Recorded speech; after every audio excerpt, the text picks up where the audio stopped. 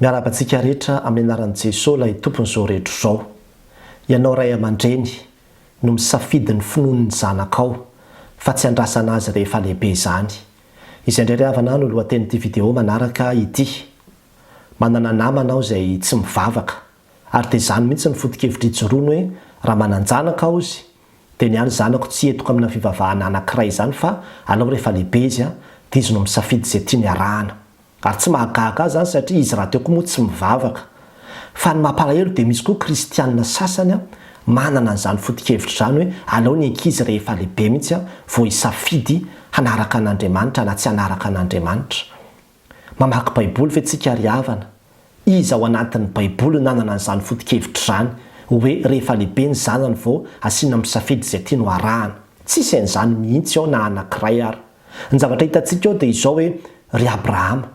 Rehefa resy lahatra izy dia niforany daholo ny ankonany rehetrarehetra tamin'ny mpanampiny azy. Tahaka izany koa ry Jakoba, any amin'ny Genesis 5:30, nentiny nanaraka anazy hanompo an'Andriamanitra ilay niseho taminy daholo ny vady aman-janany rehetra, dia tsy maintsy nariana sy nalevina daholo ary ny andriamanin-kafa rehetra tao aminy tao. Dia tahaka izany koa ry Josoa, raha izao sy ny ankonako izy dia hanompo an'i Jehovah izahay. Na i Mosesy ary dia namoaka lalàna ho an'ny Israely mihitsy ka nampahara hoe ampianaro tsara ny zanakao zany ary resao na mipetraka ao an-trano ianao na mandeha na any an-dalana na mandry na mifoha. Deutéronomie 4:7 ny didin'Andriamanitra.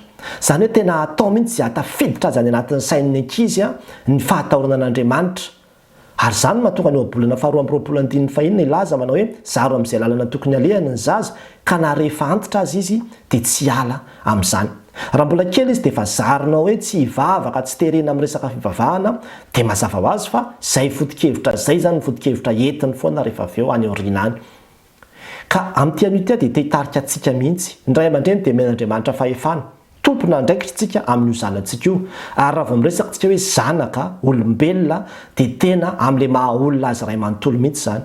Ianao no nisafidy ny anarany. Ianao no misafidy ny sekoly ianarany. Ianao no misafidy ny tenim-pirenena izay ho teneniny. Ianao no misafidy ny akanjo anaovany, misafidy ny sakafo izay omena azy, misafidy ny toerana izay hipetrahany.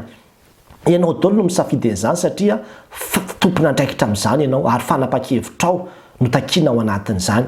Ka ilay olombelona ilay tsy saina sy vatana fotsiny, tsy ilay fianarana dia ilay fahalalahana dia ilay sakafo fotsiny, fa misy fanahy koa io olombelona io. Ka inona izany no mba hikarakaranao sy hikolokoloanao ny fiainam-panahiny zanakao. Eo mihitsy ny mandeha ilay resaka fivavahana. Ary ilay maha olona ray manontolo mihitsy ny tsy maintsy raisinao an-tanana dia volavolainao dia ny fahazazany. Ka izany mahatonga antsika hoe atao batisa ny zanantsika satria isika ray aman-dreny no mitondra azy eo anatrehan'Andriamanitra amin'ny alalan'izany batisa izany satria fantatsika hoe ity ny lalana izay tokony hizorany. Rehefa lehibe izy dia manao confirmation izany hoe izy no manamafy. Raha te hanaraka izy dia manaraka, raha tsy te hanaraka izy dia malalaka. Afaka ny miala izy fa ianao ray aman-dreny adidinao aloha ny mitondra azy amin'izany lalana rehetrarehetra izany amin'ny fahazazany rehetra. Ka amin'ity an'io dia te hiteny amintsika hoe tsy biblika mihitsy izany fomba fisainana izany. Ary ho antsika rehetrarehetra dia izay hoe ento amin'izay lalana fantatrao fa mahasoa ny zanakao fa hazandrasana mihitsy hoe rehefa lehibe. Ianao mahalala hoe ity zavatra ity tsara. Dia hindrasanao rehefa lehibe mihitsy izy vao amenao azy fa matoa ianao miteny izany dia tsy resy lahatra any amin'ny fivavahana ianao izany izay ny dikany. Tsy resy lahatra any amin'ny fivavahana ianao ny dikany farafantatrao fa tsara io tsy hampandrasinao azy rehefa lehibe izany mihitsy. Ka amin'ity an'io dia te hitarika antsika hoe inona no hitondranao ny zanakao. Itsika ray aman-dreny dia tompona andraikitra eo anatrehan'Andriamanitra amin'ny fitondrana ny zanantsika eo anatrehan'Andriamanitra ka tsy handrasana azy rehefa lehibe izany ry havana. Fa dia izao ento mivavaka ny zanakao, ento manompo an'Andriamanitra ny zanakao.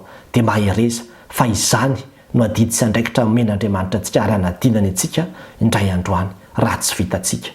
Ho azy irery ihany ny voninahitra. Amen.